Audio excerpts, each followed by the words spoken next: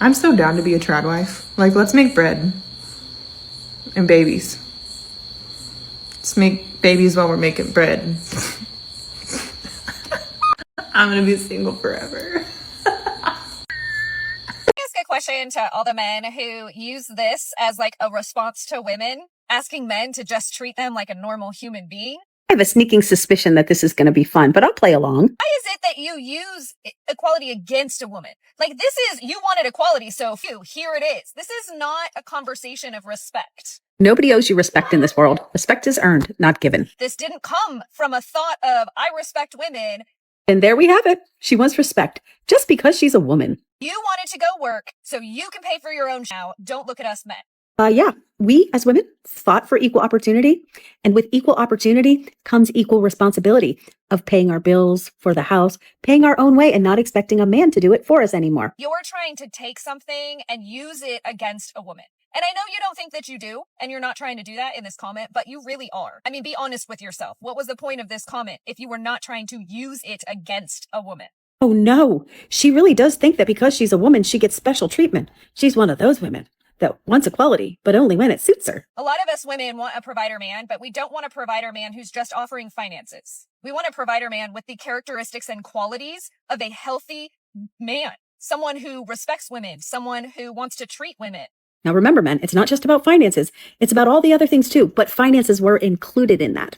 But my question is, she's talking about him being a provider, but is she going to be a provider too? Are you going to offer 50% of doing everything? And are you going to do it to a standard that is acceptable in a household, right? And there we have it. Are you going to do things up to her standards? Not normal standards, not put the dishes away just in the cabinet, but in rainbow colored order, or roll the towels in a specific manner. Are you going to do it up to her standards? Because that's all that matters. Not your standards, her standards. Well, you wanted equality. Women wanted to be treated like an equal human being. We did not ask, and nor has any of this idea of being treated equally stemmed from, well, we can do it, so few. You're still talking about wanting to be treated equal.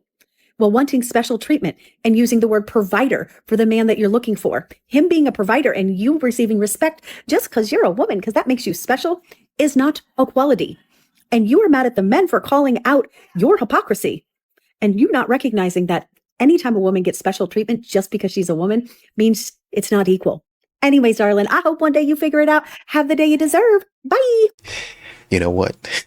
These modern women are a problem. I'm glad you made that comment about it being up to her standard, because that's exactly what they're talking about. If it ain't her way, it ain't right. In the courthouse, y'all, we got our paperwork right there. And he go over there. Y'all want me to say I'm not hurting. Y'all want me to say I don't miss my husband. Y'all want me to be out here in these streets. I don't want to be in the streets. I want to be a wife. I want to cook for my husband. I want to take care of him. And I want to do what he need me to do. That's what I want. I don't want to be trying to go to no club or trying to be with different men. No, I was just saying I don't want to be in the streets no more and just trying to date and go to this person, that person. That's why I got married in the first place. You know, to be with one person. You know, it's too much stuff out here. I just don't want to be out here just starting over. Right? But y'all think everything a joke. The only reason I ain't been live is because when he blocked me. But y'all can think what y'all want to. I don't give a. I'm supposed to be living my best life. I can't live my best life because the last 7 years it was with my husband. A piece of propaganda that I do not fall for is when men say they've been cheated on. I don't believe it. I feel like when you start dating a guy and the guy just opens up and says, "Oh, I've been cheated on, in my past, and I can't trust women because I've been cheated on." That's a lie. And I'm going to tell you why it's a lie. I feel like that's their way of wanting you to be vulnerable. I feel like that's their way of telling you, basically, I'm going to do your ass in. I'm going to do you in. But let me go ahead and justify it real quick so I won't seem like I'm a fun person. Right? Men are very calculated. Men are very, very smart, right? We don't give men enough credit.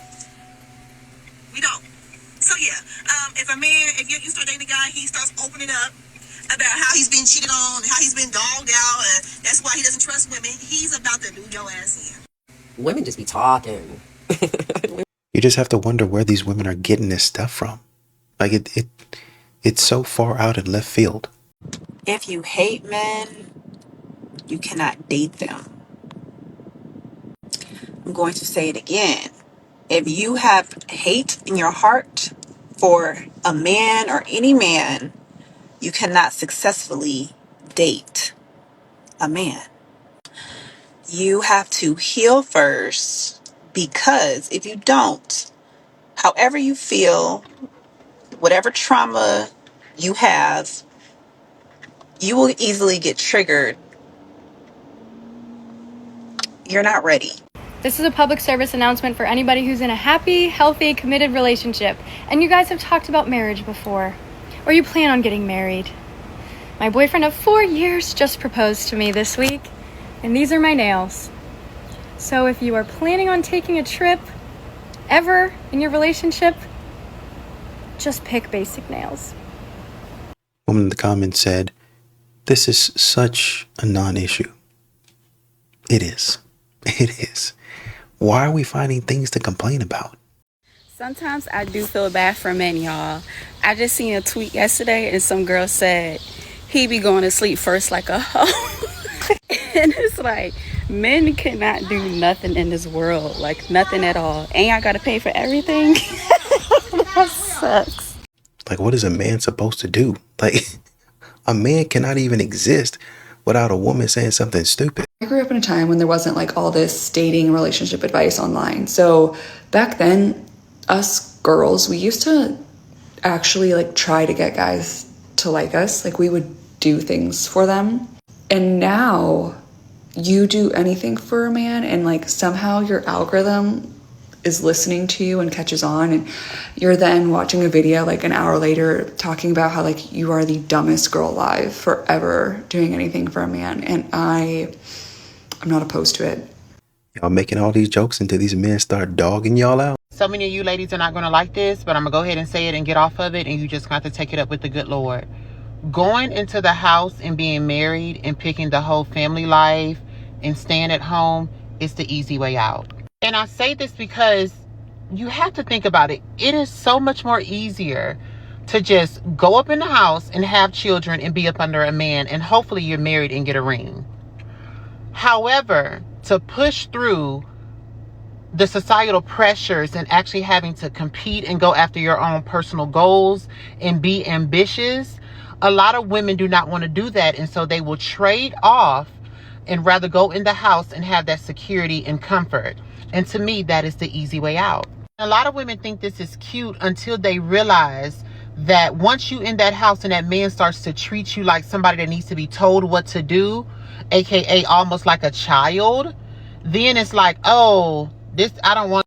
Well, so many of them want to be treated like a child. They want to turn their brains off, as they say. And that's how they get in that position. A man has to father them and they think it's cute. Okay, so I'm single. Like single, like no prospects. If I had to give any piece of advice this year, like out of everything in life, literally, don't put all your eggs in one basket. Like, talk to multiple people, like date around. Like, I'm a one-man shorty. Like, I like talking to one guy. I think it's too much to try to talk to like 3 or 4 guys. Like, I'll get them confused. I would get caught up. Like, literally, I would tell on myself on accident. So, date around. They don't need to know about each other until one, like, actually steps up and actually makes it official. Even then, like, don't say anything. So, moral of the story is don't be loyal to a maybe. Because I was loyal to a maybe, and I have no eggs. I have no basket. I have nothing. And that's fine. But going forward, I will take my own advice. You just pick better.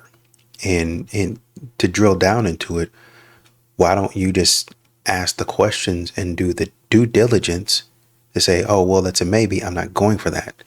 That seems pretty simple. There's nothing else that you need to do. You don't need to date around. You just need to stop dating and messing around with people that you know are wasting your time. I just canceled my date while I was doing my makeup. As you can see, I started the base on my eyes. Canceling a date mid-makeup is crazy work. I just want to start off by saying that. It may be petty. You can tell me if you think it's petty, but I'm going to tell you why I don't think it's petty. Food for thought. If someone ever starts a story off by asking if they're being petty, 9 times out of 10 they're being petty. Like, I ask him, what is the vibe? What's going on? What should I wear? He's like, wear something chill. I go, LOL, what are we doing then? Why would I need to be chill and wear sneakers? Where are we going at 10 o'clock at night? And when he was just like, he sort of didn't answer the question. He just never said it. What do you mean he never said it? Did he just not answer the question? You sent him a message. What was his response? We want to know. And I said, well, I was thinking we'd go get like hookah and a cute drink or something, like nothing too crazy, but I would have liked to throw on a cute kitten heel, something cute. And he's just like, well, we could go do that. No, now we can't do that because that was my idea. And you should have had an idea because you texted me to be ready at 10 with no explanation. To me, that to me sounds like you have a plan. He did have a plan. You disassembled it when he told you to wear something chill, and you said practically, no, I don't want to wear something chill. I want to be cute tonight. And how do you make a suggestion on what you want to do? He agrees to what you want to do, and now all of a sudden it's like, no, we can't do that anymore. What the f*** wrong with some of y'all? He calls me twice, and he's like, oh, why do you have an attitude? And it's because that you didn't plan anything, and it didn't sound like you had a plan, and it sounded like you half-assed it. He said, oh, well, you said you wanted to go to hookah. You didn't know I wanted to go to hookah until after you said to wear sneakers. So no, it's not about the hookah or anything. It's just like you just didn't have a plan. And whatever your plan was, you didn't want to tell me. Did it ever occur to you that he probably wanted to surprise you? And then he's like, oh, well, you want to go somewhere nice and fancy? I was like, I mean, we could have went to Pergola. I swear there's got to be missing a chromosome or two. Listen, you just made another suggestion. I'm sure he's probably going to say, hey, let's go. And then you're going to turn around and say, no, we can't go because it wasn't your idea. What difference does it make? If you want to go have a good time with this person, does it really matter whose idea it is? Pergola's cute. It's a nice vibe. It's great music in there. The food's good. And I mean, mind you, we're old. I'm 30 years old. He's 30 plus years old. Like, there's no reason why we should be going to a hookah spot filled with kids. I know the receptors in her brain are not firing off properly. She literally suggested going to get hookah in the beginning of her story. Not to mention, both of them are 30 plus. Y'all can't be around like this. Y'all ain't got that much time. Y'all do know that, right? I'm not even the one taking this woman on a date, and I'm annoyed. And to answer her question, yes, you were being petty. That is not a reason to not go on a date. He probably had something very simplistic planned. You want to do something a bit more complex, so he agreed. What the f is the problem? Not to mention, it seems to me that you're prioritizing the venue more than the interaction, which ultimately means you shouldn't be going on a date in the first place. It all makes sense why some of y'all single. But you know what? You ain't got to listen to me. I'm just a normal guy. Gotta keep the change. A guy said,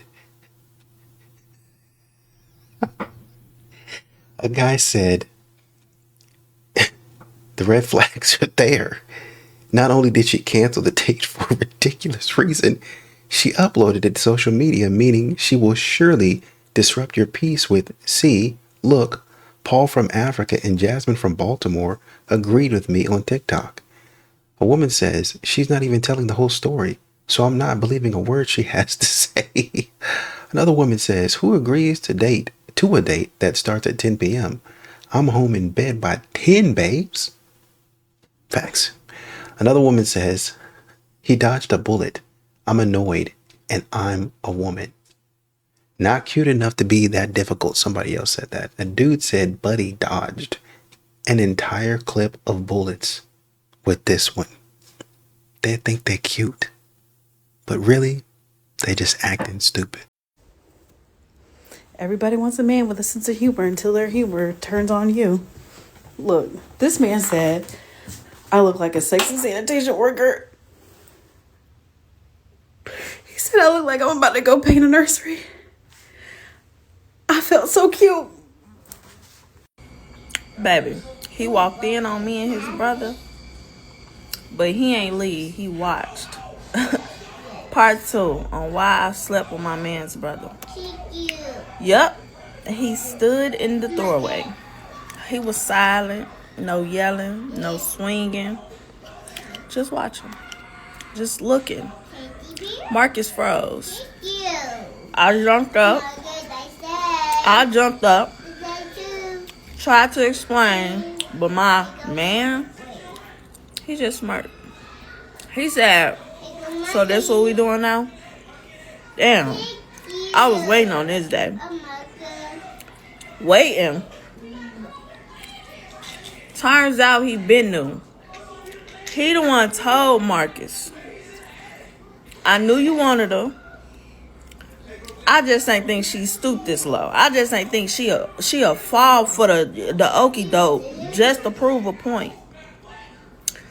That broke me. That broke me.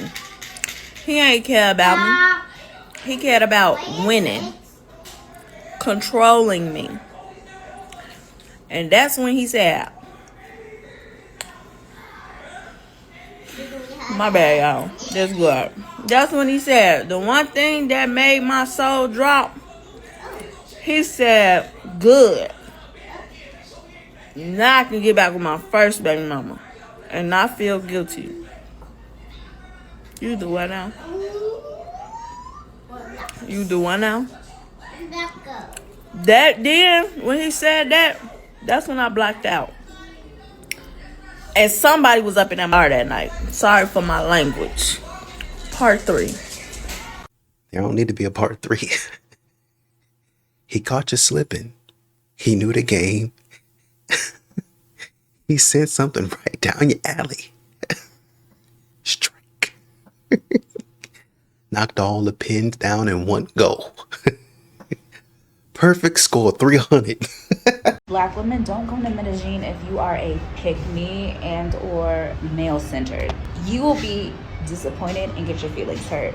Now, I'm not saying don't come to Medellin, period. I love Medellin. It is such a great city. If you're coming here planning on staying for a while and you're looking for love, you're looking to date around and find your person, don't do it. The black men here will openly tell you, why am I gonna check for y'all when I have Colombian women, specifically black Colombian women? Now, for a male-centered woman, that is awful because a lot of them, they get their validation from the men.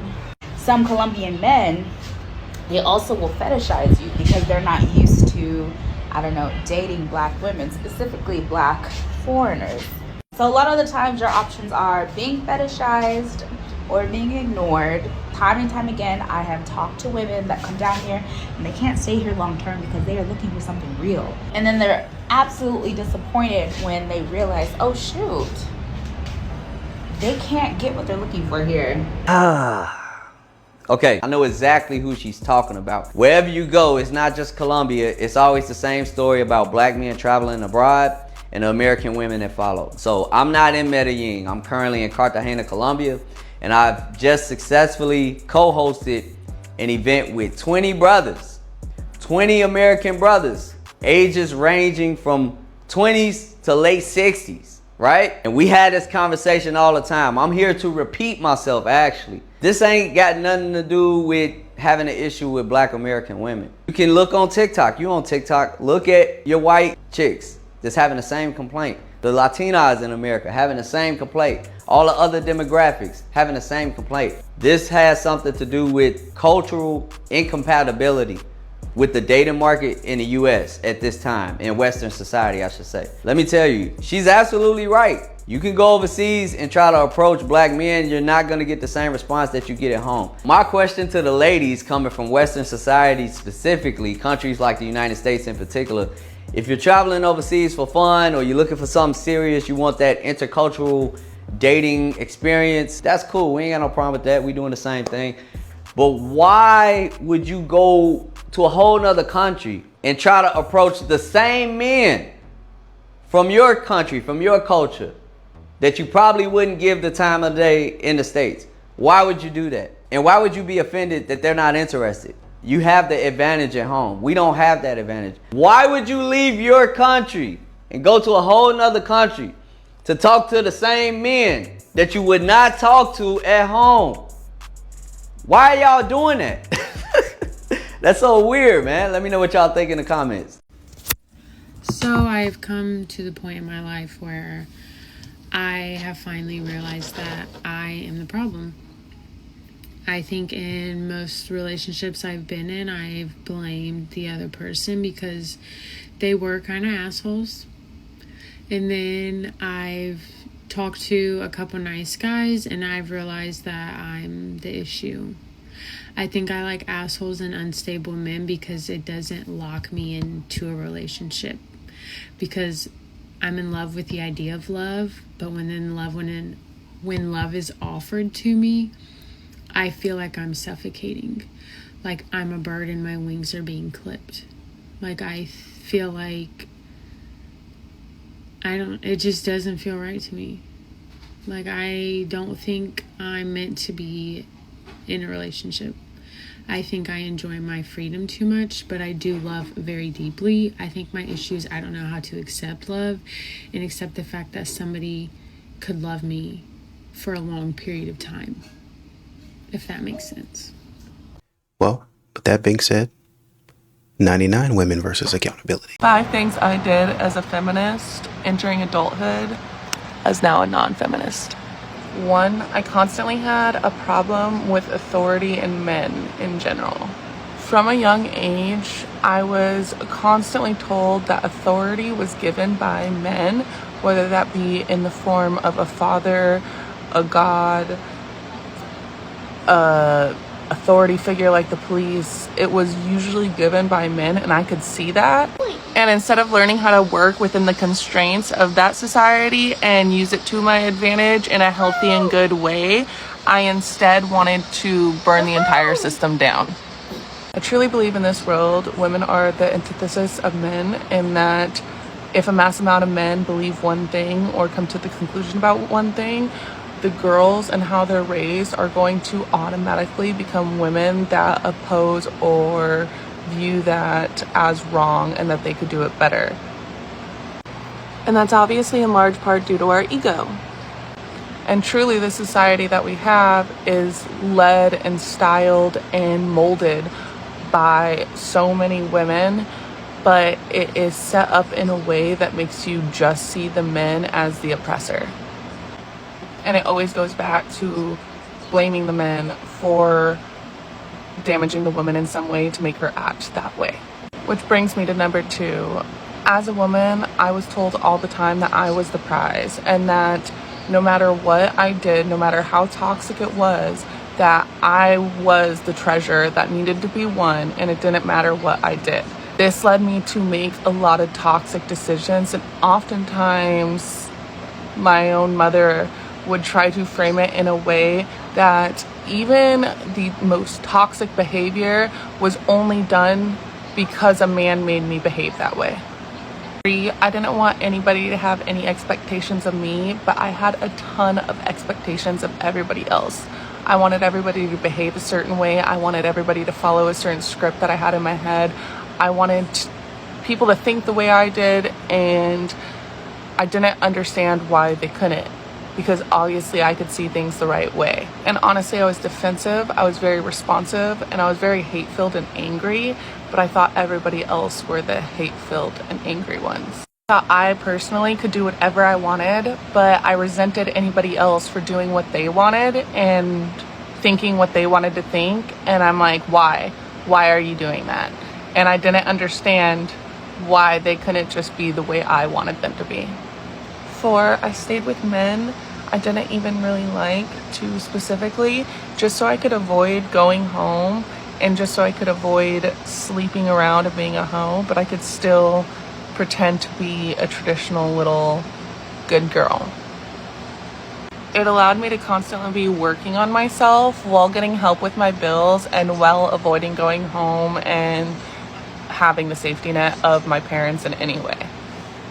This caused a ton of avoidable conflict, and I would say I didn't know what I was doing, but I honestly think the constant sadness and anxiety was the objective truth, striving to get out and show me that what I was doing was wrong, and I inherently knew it was wrong, but I continued to do it anyways to benefit myself. And I was just using the excuse that I was young and misguided and angry at the world to then blame others to do things. 5, I got married as an atheist at 19 and immediately agreed to indiscretions the night of our marriage, and then used that as a way to open up the marriage and manipulate the situation to benefit myself yet again in life. And I was checked out. My dad asked if I could see myself spending forever with this dude, and I said for now, and I still married him anyway. And I thought I could get revenge on my ex-high school boyfriend. I thought I could still have a home mindset while playing traditional housewife, whatever. I was still working. I still made my own money and paid for my own, but it was still helpful. I still had help with my bills that he was obviously helping me with, and it made me look good. As soon as I did manipulate the situation enough to where he did open up the marriage, I immediately left him for being weak.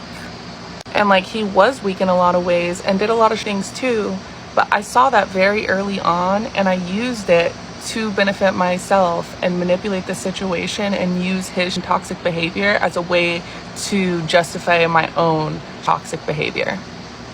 Toxic Ash. And I was trying to fool myself into believing that just because he said something was okay, it was okay, even though I inherently knew that what I was doing was not okay.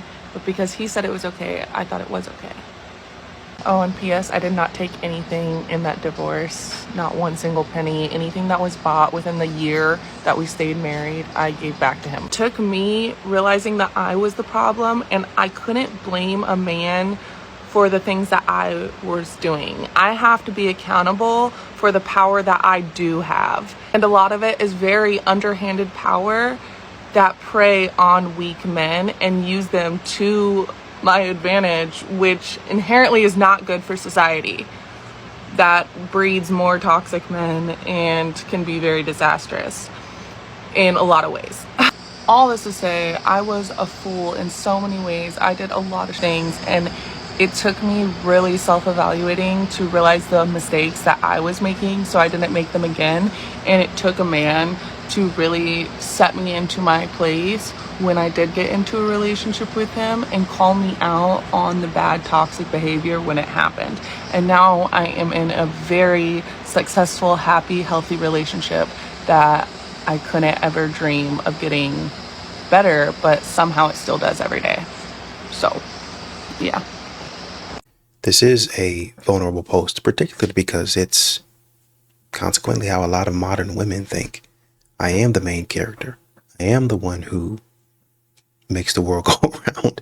I'm unique. I'm the best one out there. If a man can't see that, then he's garbage. He's a brokey. He's a dusty. And you see this or you hear this time and time again from these modern women online. I'm not listening to a man regardless of what he says, but I do want his money. The only way he's going to get me to listen is give me money. And even then, I still reserve the right to say, shut up talking to me. It doesn't matter if a man puts a wedding ring on my finger, engagement ring, promise ring, purity ring. It don't matter. I still reserve the right in all forms to pull back my commitment at any given time without notice, without even talking to him. It's my body, it's my choice, and the man is just going to have to pick up and deal with it. Oh, and by the way, he needs to fund my full lifestyle. Oh, and by the way, if we get divorced, I need to take at least half. Oh, and by the way, he's going to pay for all of that, and I'm going to take him for everything he's worth, down to, I think sometimes they'd be talking about a woman took I don't know if it was a chainsaw or it was like a little insignificant thing that the man had, and she said, well, it was a lawnmower is what it was. Well, I took the lawnmower because, I know he really liked that lawnmower. And so I just took it because, well, what are you going to do with it? Well, nothing really. I just took it because I want him to suffer. That type of stuff. They really don't like men. They'll take your last name for status.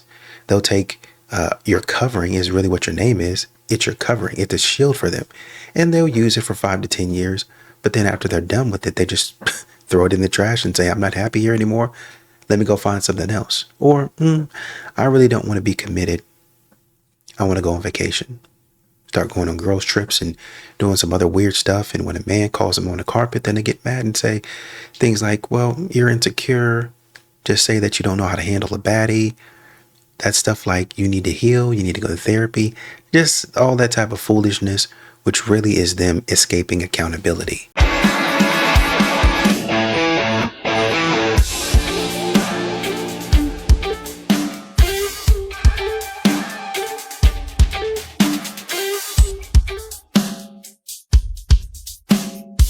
I've seen some women doing this stupid trend, and I'm glad the dudes are jumping in and blocking them from doing any more stupidity.